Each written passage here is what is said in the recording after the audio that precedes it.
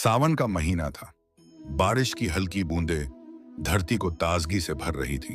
चारों ओर हरियाली फैली हुई थी और गांव के लोग अपने रोजमर्रा के कामों में व्यस्त थे। इस मौसम में गौतम बुद्ध अपने शिष्यों के साथ पास के एक गांव में प्रवास कर रहे थे। बुद्ध हर दिन सुबह सुबह गांव के चौराहे पर बैठते और वहां आने वाले लोगों को जीवन की गहरी शिक्षाएं देते। उनके शब्द जैसे जल की शीतल धारा लोगों के मन को शांत कर देते थे। गांव में बुद्ध की ख्याति बढ़ती जा रही थी। लोग उनकी शिक्षाओं को सुनने के लिए अपने काम छोड़कर आते। कुछ उनके प्रवचन से प्रेरित होकर अपने जीवन को बदल रहे थे। वहीं बुद्ध के शिष्य हर पल उनके साथ रहते, उनसे सीखते और उनके धैर्य और करुणा का प्रत्यक्ष अनुभव करते। लेकिन हर चमकती चीज सोना नहीं होती। जहां बुद्ध के प्रवचनों की सराहना हो रही थी, वहीं एक ऐसा व्यक्ति भी था जिसे यह सब स्वीकार नहीं था। वह व्यक्ति अत्यधिक अहंकारी था। उसके मन में बुद्ध के लिए ईर्ष्या और क्रोध का सागर उमड़ता था। यह तथागत कौन होते हैं? हमें सिखाने वाले, उसने खुद से कहा। लोग इनके पीछे क्यों भाग रहे हैं? यह बस अपनी मीठी बातों से सबको फंसाना जानते हैं, पर मैं इन्हें बेनकाब करूंगा। उस व्यक्ति का नाम सुबंधु था। गांव में उसका बड़ा नाम था, शायद उसके पैसे और सत्ता के कारण, लेकिन भीतर से वह अकेला था। अपने क्रोध और अहंकार ने उसके रिश्तों को तोड़ दिया था। उसकी पत्नी और बच्चे उससे दूर हो गए थे। उसका गुस्सा उसकी सबसे बड़ी कमजोरी बन चुका था, लेकिन वह इसे स्वीकार करने को तैयार नहीं था। एक सुबह जब गांव के लोग बुद्ध के प्रवचन सुनने के लिए इकट्ठा हो रहे थे, सुबंधु ने यह तय कर लिया कि वह बुद्ध के सामने उनका मान मर्दन करेगा। उसके मन में एक योजना थी। उसने अपने घर से बाहर निकलते हुए अपने मन में कहा, आज मैं इनकी तथाकथित शांति को तोड़कर दिखाऊंगा। देखता हूं यह मेरी बातों का जवाब कैसे देते हैं। गांव का चौराहा लोगों से भर चुका था। हर कोई ध्यान से बुद्ध की बातों को सुन रहा था।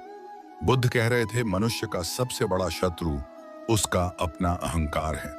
जब तक हम इसे पहचानते नहीं, तब तक हम शांति को नहीं पा सकते। सुबंधु ने यह सुनते ही अपनी मुट्ठी भींच ली। उसके चेहरे पर गुस्से की लहर दौड़ गई। वह तेजी से भीड़ को चीरते हुए आगे बढ़ा। उसकी आंखों में क्रोध साफ झलक रहा था, लेकिन बुद्ध वह शांत बैठे थे, जैसे किसी झील की सतह पर हवा भी ना चल रही हो। गांव के चौराहे पर सैकड़ों लोग इकट्ठा हो चुके थे। बुद्ध का उपदेश चल रहा था। उनकी वाणी में ऐसी गहराई थी कि हर कोई मंत्र मुग्ध होकर सुन रहा था। लोग शांत थे, जैसे समय थम गया हो। बुद्ध ने कहा, जो क्रोध पर काबू पा लेता है, वह जीवन के सबसे बड़े युद्ध को जीत लेता है। तभी अचानक भीड़ को चीरता हुआ सुबंधु क्रोध से भरा हुआ तेज कदमों से आगे बढ़ा। उसके चेहरे पर उबलता गुस्सा और कटुता साफ दिखाई दे रही थी। उसकी आवाज गूंज उठी, तथागत, आप कौन होते हैं? हमें उपदेश देने वाले। क्या आप सोचते हैं कि आप यहां आकर हमें सिखाएंगे कि कैसे जीना है? यह सुनते ही लोगों की निगाहें सुबंधु की ओर मुड़ गईं। सबके चेहरों पर आश्चर्य और असमंजस था। आनंद और ऐक्य और अन्य शिष्य चौंक गए। आनंद ने सुबंधु की ओर गुस्से से देखा, लेकिन बुद्ध वह अभी भी शांत बैठे थे, जैसे कुछ हुआ ही ना हो। सुबंधु ने अपनी आवाज और तेज करते हुए कहा, आपके यह प्रवचन यह दिखावा है। आप खुद को महान समझते हैं, लेकिन मुझे आप जैसे साधु बहुत मिले हैं, जो बस शब्दों के जाल में लोगों को फंसाते हैं। आप झूठे हैं। उसकी बातें अब अपमानजनक होती जा रही थी। वहां खड़े लोग असहज हो गए। आनंद ने आगे बढ़कर कहा, तुम्हें नहीं पता तुम किससे बात कर रहे हो। भगवान बुद्ध के लिए इस तरह के शब्द मत बोलो। बुद्ध ने आनंद की ओर हाथ उठाकर इशारा किया। आनंद, रुक जाओ। हर व्यक्ति अपनी पीड़ा को व्यक्त करता है, इसे प्रकट करने दो। सुबंधु ने बुद्ध की शांति को देखकर और भी तीखी बात कहनी शुरू कर दी। देखा, यही तो है आपका नाटक, यह चुप रहकर सब सहने का दिखावा। पर मैं जानता हूं भीतर से आप भी मुझसे डरते हैं, इसीलिए कुछ नहीं बोलते हैं। ना शिष्य अब और अधिक क्रोधित हो रहे थे, लेकिन बुद्ध उनकी आंखों में अभी भी करुणा झलक रही थी। उन्होंने सुबंधु की हर बात को धैर्यपूर्वक सुना। उनके चेहरे पर ना तो क्रोध था, ना असहजता। सुबंधु ने जब देखा कि उसकी बातों का बुद्ध पर कोई असर नहीं हो रहा है, तो उसका क्रोध और बढ़ गया। उसने भीड़ की ओर मुड़कर कहा, देखो, यह व्यक्ति तुम्हें शांत होने का पाठ पढ़ाता है, लेकिन खुद कुछ भी नहीं कर सकता। यह सब दिखावा है। लोग कुछ भी कहने से डर रहे थे। लेकिन उनके भीतर सवाल उठ रहे थे। बुद्ध आखिर कुछ क्यों नहीं कह रहे? वे क्यों इसे सहन कर रहे हैं? सुबंधु की तीखी बातें चलती रहीं। हर शब्द जैसे आग की चिंगारी बुद्ध की ओर फेंका जा रहा था, लेकिन बुद्ध का धैर्य चट्टान की तरह स्थिर था। सुबंधु की तीखी आवाज चौराहे पर गूंज रही थी। उसके शब्दों में क्रोध, अपमान और अहंकार का मेल साफ झलक रहा था। लोग सहमे हुए थे, शिष्य क्रोधित थे, लेकिन बुद्ध वह शांत बैठे थे, जैसे पहाड़ पर बहने वाली हवा, स्थिर, गहन और अप्रभावित। सुबंधु ने अपनी बात खत्म करते हुए व्यंग्य से कहा, अब क्या हुआ तथागत, चुप क्यों हो? बोलिए। आप जैसे महान उपदेशक के पास मेरे सवालों का कोई उत्तर नहीं है। बुद्ध ने धीरे से अपनी आंखें उठाईं। उनके चेहरे पर मुस्कान थी, ऐसी मुस्कान जो किसी के भी मन को शांत कर दे। उन्होंने शांत और सधी हुई आवाज में कहा, भाई, यदि तुमसे एक प्रश्न पूछूं तो क्या तुम उत्तर दोगे? सुबंधु, जो अपने क्रोध के आवेग में था, अचानक ठहर गया। वह थोड़ा चौंक गया, लेकिन अपने स्वर को तीखा रखते हुए बोला, पूछो, तुम्हारा सवाल भी सुन लेते हैं। बुद्ध ने अपनी जगह पर स्थिर बैठते हुए कहा, यदि कोई व्यक्ति किसी को उपहार देता है और वह उपहार लेने से इनकार कर दे, तो वह उपहार किसके पास रहता? सुबंधु को यह सवाल सुनकर समझ नहीं आया कि इसका क्या मतलब है। उसने व्यंग्य से हंसते हुए कहा, यदि कोई उपहार नहीं लेता तो जाहिर सी बात है, वह उस व्यक्ति के पास ही रहेगा जिसने उसे दिया। बुद्ध ने उसी शांति से उत्तर दिया, बिल्कुल सही कहा तुमने। और अब सोचो, तुम जो मुझे क्रोध, अपशब्द और अपमान का उपहार दे रहे हो, यदि मैं उसे स्वीकार ना करूं तो यह उपहार किसके पास रहेगा? बुद्ध के शय ने जैसे पूरे माहौल को स्थिर कर दिया। हर कोई स्तब्ध था। सुबंधु, जो अब तक आत्मविश्वास से भरा था, अचानक खामोश हो गया। उसने अपनी आंखें झुका ली। बुद्ध ने अपनी बात को आगे बढ़ाया, भाई, क्रोध और अपमान भी वैसे ही हैं जैसे कोई उपहार। यह देने वाले का अपना चयन होता है, लेकिन लेने वाले का भी अधिकार है कि वह इसे स्वीकार करें या नहीं। मैं तुम्हारे क्रोध और अपमान को स्वीकार नहीं करता, इसलिए यह तुम्हारे पास ही रहेगा।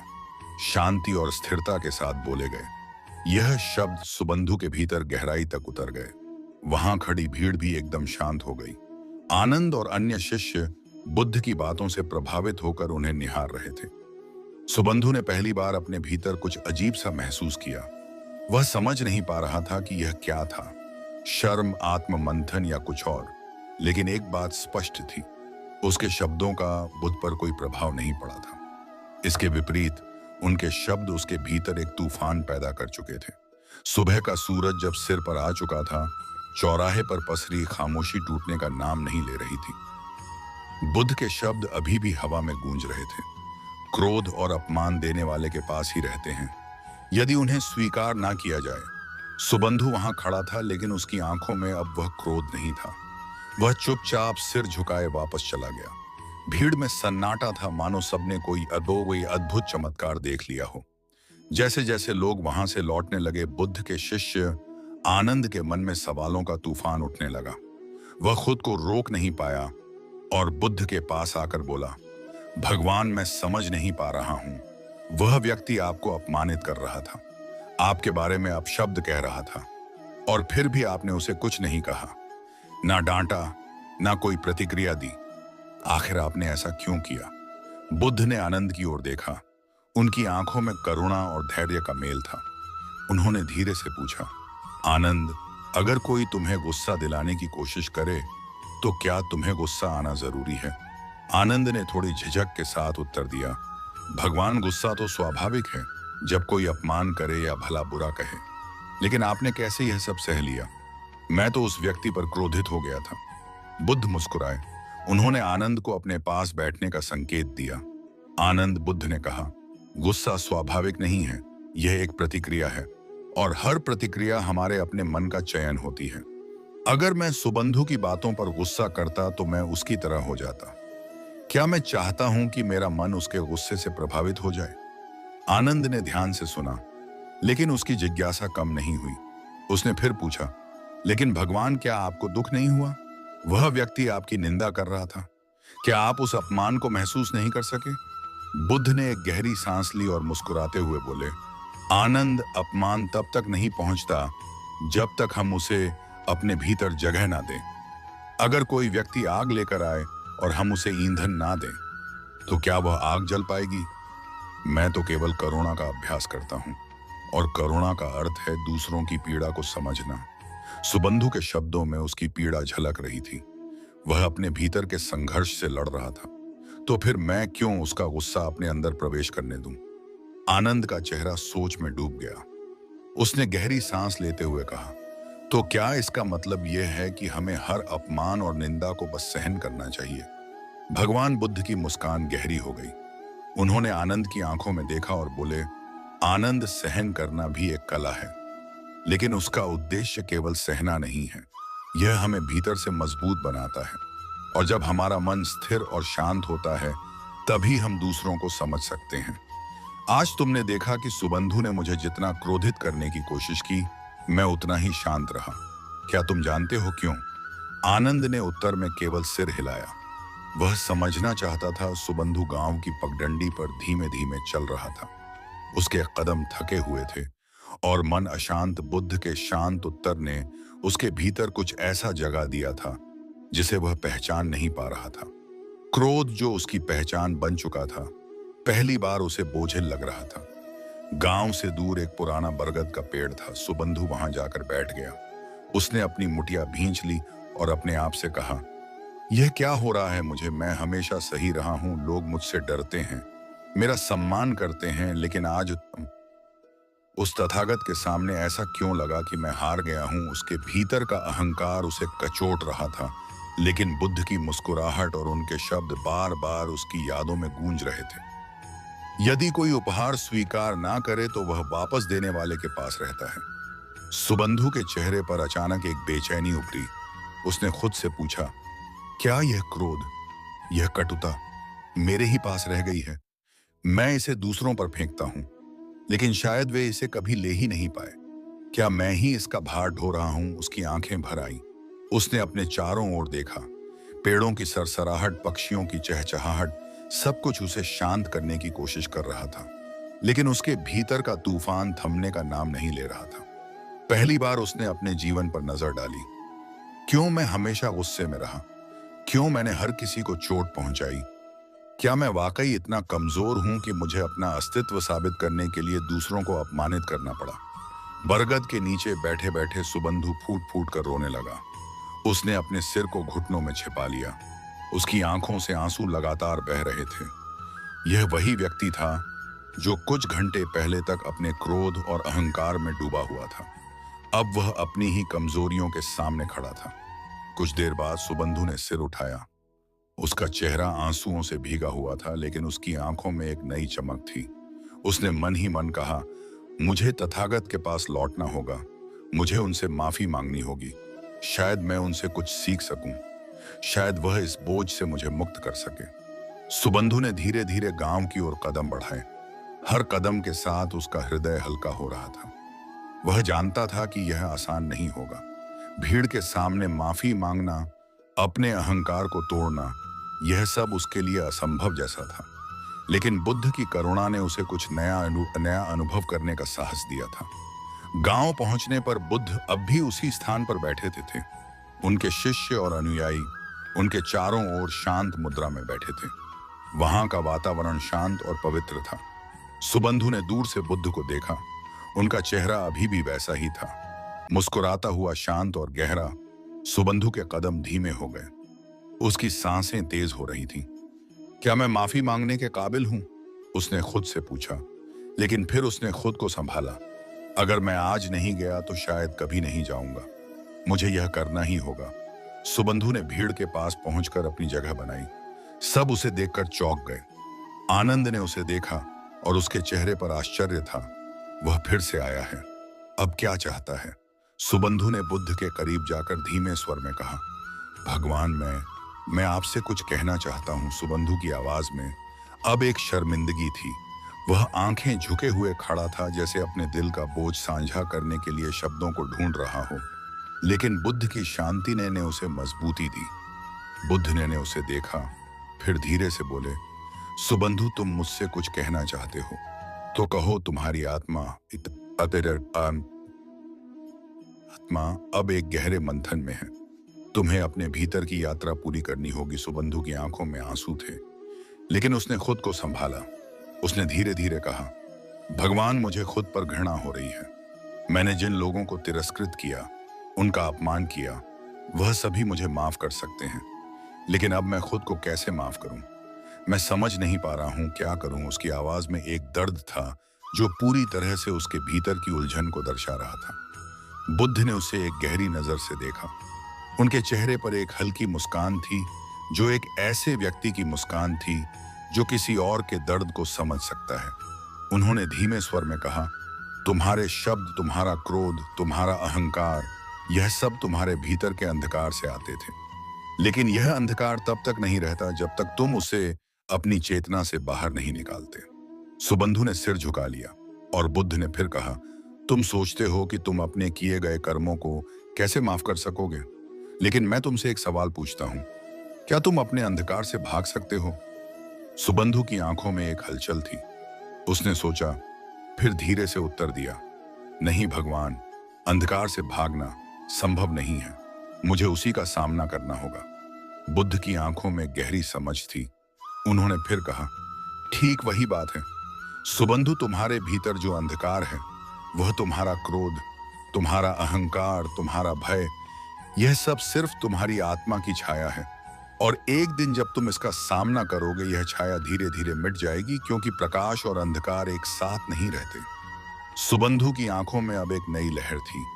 वह यह समझने लगा था कि वह केवल अपने भीतर के अंधकार से भागने का प्रयास कर रहा था, जबकि उसे उसका सामना करना था।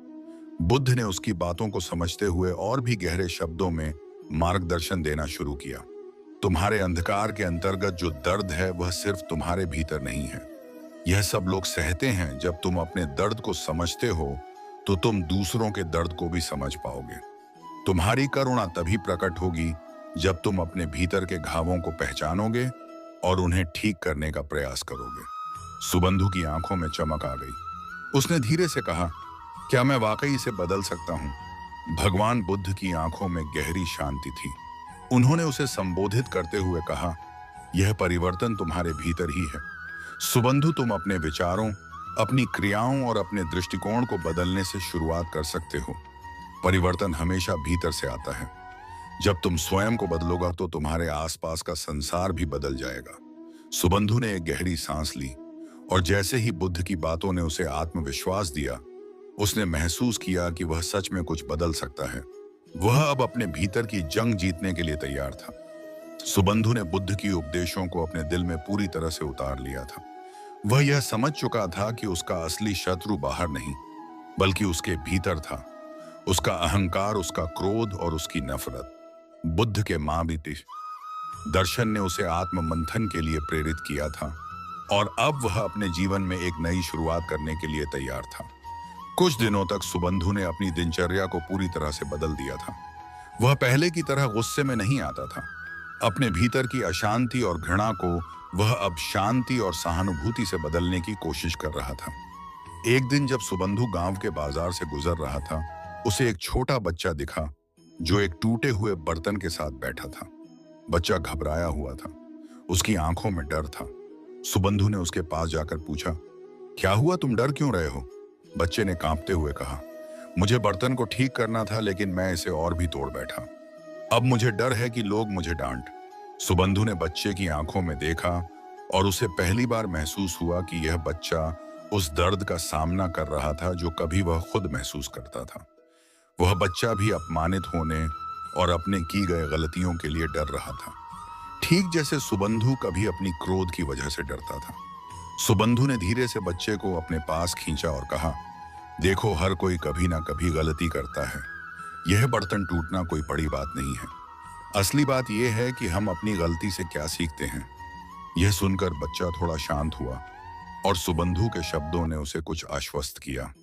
सुबंधु की आवाज में वह सच्ची करुणा थी जो बुद्ध के उपदेशों का परिणाम थी।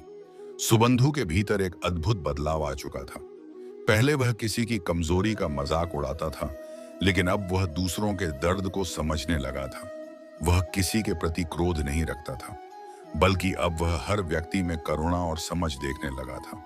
वह धीरे धीरे बदलता जा रहा था, अब वह एक नई सोच के साथ हर स्थिति का सामना करने लगा था। अब उसे खुद से नफरत नहीं थी, बल्कि वह खुद को स्वीकार करने और सुधारने की कोशिश कर रहा था। कुछ दिन बाद गांव में एक और घटना घटी। गांव के एक बुजुर्ग व्यक्ति को कोई समस्या हो गई थी और कुछ लोग उसकी मदद करने के बजाय उसे हिकारत की नजरों से देख रहे थे। सुबंधु ने यह देखा और बिना किसी संकोच के उस बुजुर्ग के पास गया। उसने उनकी मदद की और सभी को दिखा दिया कि कैसे एक व्यक्ति का हृदय बड़ा हो सकता है अगर वह खुद को समझे और दूसरों की मदद करने का अवसर दे। गांव के लोग अब सुबंधु को एक नए रूप में देख रहे थे। वह वही व्यक्ति था जो कभी गुस्से और घृणा से भरा हुआ था, लेकिन अब वह करुणा और शांति का प्रतीक बन चुका था। सुबंधु को अब यह एहसास हो चुका था कि असली ताकत अपने भीतर के अंधकार से बाहर निकलने में है।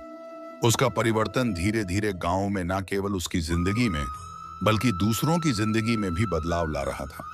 वह अब पूरी तरह से बुद्ध के उपदेशों पर चलने के लिए तैयार था। उसने अपने अहंकार को छोड़ दिया था और उसकी आंखों में एक नई जोश और सुकून था। वह दिन सुबंधु के जीवन का एक महत्वपूर्ण मोड़ था। अब वह बदल चुका था। उसे अपने भीतर की शक्ति का एहसास हो चुका था। वह जानता था कि शांति केवल बाहरी परिस्थितियों से नहीं आती। वह जानता था कि शांति केवल बाहरी परिस्थितियों से नहीं आती, बल्कि यह हमारी आंतरिक स्थिति से उत्पन्न होती है। बुद्ध की शिक्षा ने उसे यह समझाया था कि अगर हम अपने भीतर के क्रोध और नफरत को त्याग दें, तो हम जीवन में वास्तविक सुख और शांति पा सकते हैं। एक दिन बुद्ध ने सुबंधु को अपने पास बुलाया। यह वही दिन था जब सुबंधु ने अपनी पूरी यात्रा के बारे में बुद्ध से बातचीत करने का निर्णय लिया था। उसने सिर झुका लिया और धीरे से कहा, भगवान, मैं जानता हूं कि मैंने जो किया वह गलत था, लेकिन अब मैं खुद को ठीक करना चाहता हूं। मैंने महसूस किया है कि हमारे भीतर की शांति ही हमें बाहरी दुनिया से जोड़े रखती है, लेकिन मैं जानता हूं यह आसान नहीं होगा। क्या आप मुझे और मार्गदर्शन देंगे? बुद्ध ने उसे मुस्कुराते हुए देखा और अपनी आंखों में गहरी करुणा के साथ उत्तर दिया, सुबंधु, तुम्हारे दिल में अब एक नई समझ और बदलाव है। यह तुम्हारा सबसे बड़ा कदम है, लेकिन ध्यान रखना, जीवन में सबसे बड़ा परिवर्तन अपने भीतर होता है। जब तुम अपने मन को शुद्ध करोगे, तब तुम्हारा हर कार्य और विचार भी शुद्ध होगा। यही तुम्हारा जो सारा जीवन का संदेश है। आंतरिक शांति ही बाहरी दुनिया को बदलने का पहला कदम है। सुबंधु ने ध्यान से बुद्ध की बातों को सुना और उनके शब्दों का गहरा असर महसूस किया। वह समझ चुका था कि जीवन में शांति और सुख पाने के लिए उसे अपने भीतर की हलचल को शांत करना होगा। कुछ दिन बाद गांव में एक गंभीर संकट उत्पन्न हुआ। एक बड़ी बारिश ने फसल को नष्ट कर दिया था और किसान और उनके परिवार बुरी तरह प्रभावित हुए थे। गांव में बहुत घबराहट थी। लोग एक दूसरे पर आरोप लगा रहे थे। ऐसे समय में सुबंधु ने बुद्ध के उपदेशों को याद किया और एक कदम आगे बढ़ते हुए वह गांव वालों के पास गया। उसने उन्हें समझाया, देखो, हम सबके जीवन में दुख आते हैं, लेकिन यदि हम एक दूसरे का साथ नहीं देंगे तो हम कभी भी इस दुख से बाहर नहीं निकल पाएंगे। हमें अपने भीतर की नफरत और गुस्से को छोड़कर एकजुट होकर इस संकट का सामना करना चाहिए। सुबंधु की बातें गांव के लोगों के दिलों को छू गईं।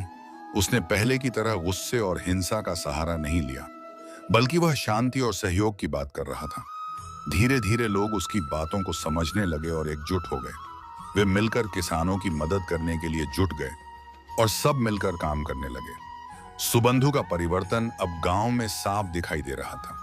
उसने पहले की तरह लोगों को दोष देने और नफरत करने के बजाय उन्हें प्रकीलता और सहायता का मार्ग दिखाया था। गांव में अब एक नई उम्मीद और साहस का संचार हो चुका था।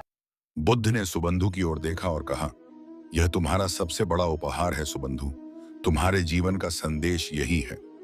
अंतरात्मा की शांति और करुणा ही हमें जीवन की असली कठिनाइयों से उबार सकती है।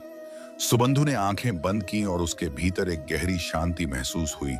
वह जानता था कि यह यात्रा कभी खत्म नहीं होगी। जीवन हर दिन नए अनुभवों और चुनौतियों के साथ आता है, लेकिन अगर हम अपने भीतर की शांति और प्रेम को बनाए रखते हैं, तो हम किसी भी मुश्किल को पार कर सकते हैं।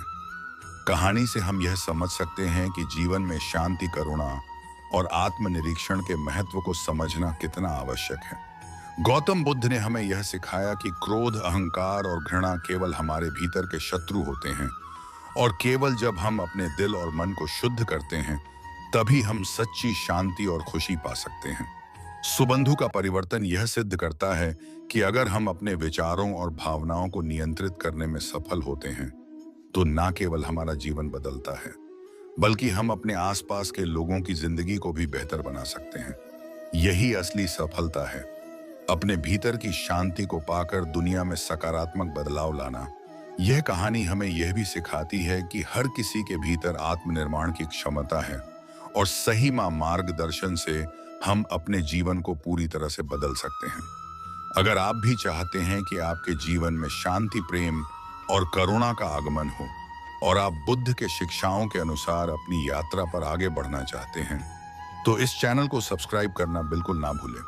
हमारे चैनल पर हम हमेशा आपके लिए ऐसे प्रेरणादायक और जीवन बदलने वाली कहानियां लाते हैं जो ना केवल आपको सोचने पर मजबूर करें बल्कि आपको अपने जीवन में सुधार करने का हौसला भी दे। तो अगर आपने अब